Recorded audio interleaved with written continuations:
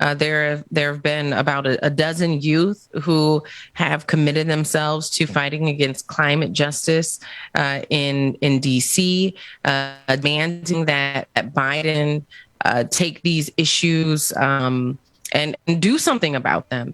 And I want you guys to hear from these young people who now, I believe, are on day 9 of not eating anything, trying to build awareness and get Biden to buy in on the urgency of the need for climate justice. Take a listen. What are you going to ask?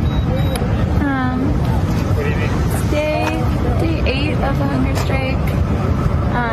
We're mostly lying down or sitting, and we have to take our vitals like around 3 times a day. If our blood pressure or heart rate drops too much, it means we have to go to the ER. But yeah, hanging in there. You can support us at the link in my bio.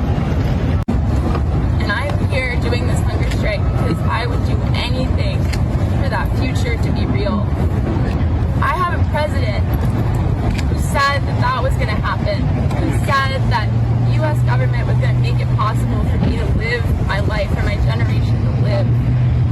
He promised me and my generation, he promised the American people in every country on earth that he was going to cut fossil fuel emissions by 50% by 2030 to avoid the very worst of the climate crisis.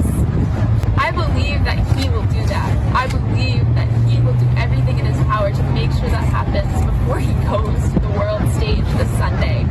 I keep hearing these stories about Joe Biden and the Democrats that they can't do that they're gonna let us burn and drown and starve in the climate crisis because Joe Manchin, they can't stand up to Joe Manchin. The senator from Exxon has taken $4 million from the fossil fuel CEOs. I ran into Joe Manchin yesterday, coming out of a meeting with his corporate donors. I begged him, and all it was him lying to me and then getting in his car and driving away while I screamed that I wanted to live. And I'm here because I am desperate and I am furious. Wow. Then these young people are putting their life on the line. Yeah. Yeah. No, I was looking at that, and I'm looking at them as they were standing next to, I believe it was Pastor William Barber. And I had to ask, I'm like, are these young people? Because they're in wheelchairs. They look emaciated. They are putting their physical bodies on the line because it's that serious. We're at that juncture, not only in regards to the pitiful politics of our politicians, but also in terms of the environment, the Sunrise Movement. Shout out to them in solidarity. And I really hope that the nation can see these young people sacrificing their bodies to get something actually done. Well, and it makes me think about what's happening to this attorney who has been fighting on this issue just recently this week.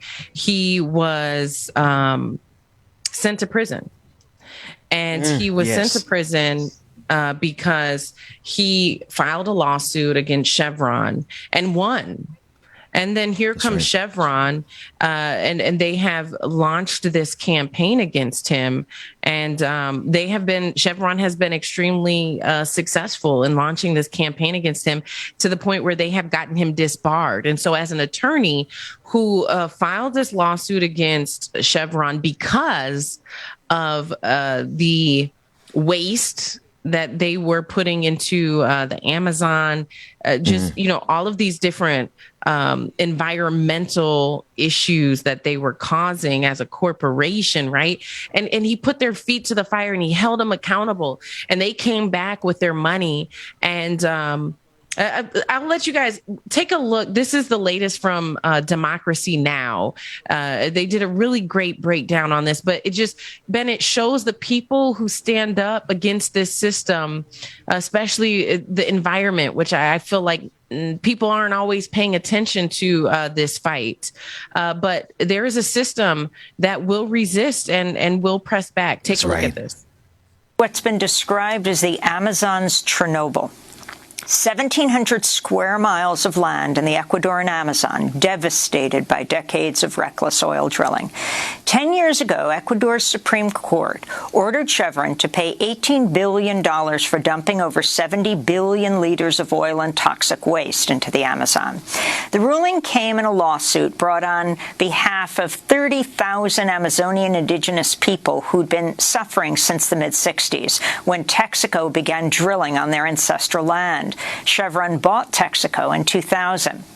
The landmark ruling was seen as a major victory for the environment and corporate accountability.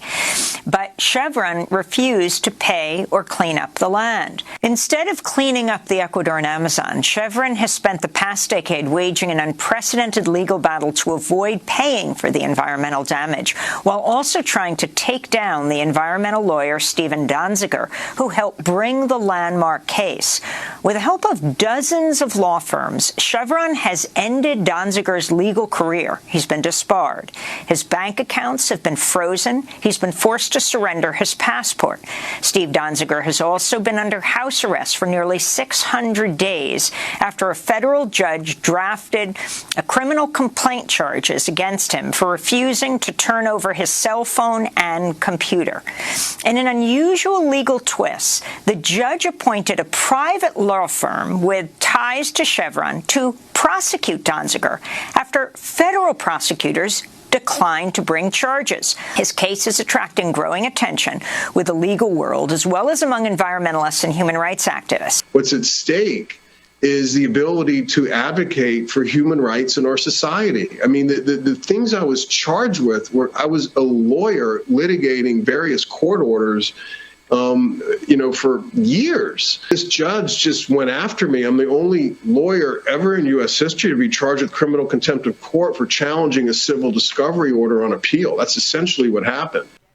Wow. Ben, what do you say about that? I say that we have a hell of a fight against us.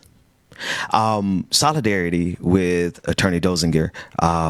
And what he's going through. I saw a tweet that he sent out yesterday as he turned himself over to authorities to carry out his sentence. I believe it's a 6-month sentence. And the tweet showed him hugging his son, his teenage son. Broke me into a million pieces because while I can understand, let me start that last sentence again. I also understand that Brother Stephen is a soldier and he's out here fighting a good fight and he's fighting against a behemoth. Like the environmental lobby and these oil companies, they literally have enough money and enough power to get a judge to appoint a private law firm with ties to their company so that they can execute a grudge against a man who stood up against their environmental waste and destruction. That lets me know that we have a hell of a fight on our hands, Georgia, as we try to protect this planet from sociopaths.